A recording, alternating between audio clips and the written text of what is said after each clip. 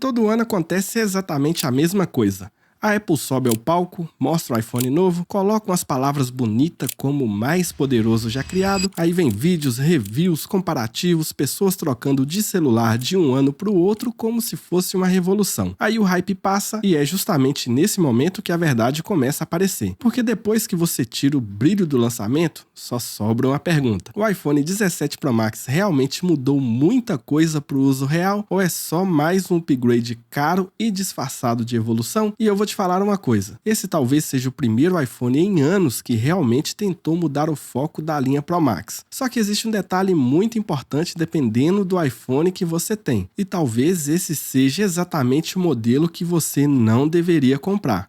Ou talvez sim. E quando começaram lá os rumores do 17 Pro Max, eu achei que seria mais um daqueles anos S, né? Sabe aquele upgrade pequeno? Mais bateria, mais desempenho, uma câmera um pouco melhor e pronto. Porque sinceramente foi basicamente isso que aconteceu durante vários anos seguidos. O iPhone 13 Pro Max já era absurdo, o 14 Pro Max refinou, a linha 15 trouxe o USB tipo C e o 16 continua evoluindo, mas nada parecia realmente diferente. E talvez esse tenha sido o maior problema da Apple durante muitos anos. Os iPhones ficaram tão bons que ficou difícil justificar a troca do aparelho todo ano. Só que aí a Apple percebeu uma coisa, o mercado mudou e hoje quem compra um Pro Max não quer só um celular rápido, quer gravar vídeos profissionais, quer bateria que aguente o dia todo, quer editar conteúdos, quer substituir a câmera, quer desempenho contínuo sem esquentar. E foi exatamente aí que o 17 Pro Max começou a mudar o jogo. E o primeiro sinal é claro o que mais impactou, ou seja, o design. Aquela nova barra horizontal das câmeras dividiu completamente a internet. Teve gente que odiou, teve gente que amou, mas ela mostrava uma coisa importante. A Apple queria que esse iPhone parecesse diferente. E de fato, quem bate o olho com ou sem capa sabe que é um modelo Pro ou Pro Max. E não foi só a aparência. Pela primeira vez em muito tempo, a Apple começou ali a atacar as críticas antigas de usuário que reclamavam fazia anos. O aquecimento, limitação térmica, perda de desempenho em gravações ou longas tarefas pesadas, bateria drenando em vídeos, e isso ficou muito claro quando começaram os testes reais. No começo, parecia exagero. Todo lançamento tem aquela fase onde parece assim que o celular novo veio lá do futuro. Mas conforme reviews foi aparecendo e começaram a usar o aparelho por dias, algumas coisas ficaram bem evidentes. O iPhone 17 Pro Max finalmente virou um iPhone pensado para o criador de conteúdo. E isso muda muita coisa. Nova refrigeração de câmera de vapor talvez tenha sido a mudança mais importante nesse aparelho. Porque desempenho hoje em dia não é só potência, é consistência. É manter o desempenho por horas e horas dependendo da tarefa. Não adianta o celular ser absurdo ali por um curto período de tempo e depois aquecer e virar um forno. E pela primeira vez em anos, o Pro Max começou a manter performance alta por muito mais tempo, principalmente em gravação 4K, jogos pesados, exportações de vídeo, edição, multitarefa e uso contínuo de câmeras. E sinceramente, isso faz muita diferença no dia a dia,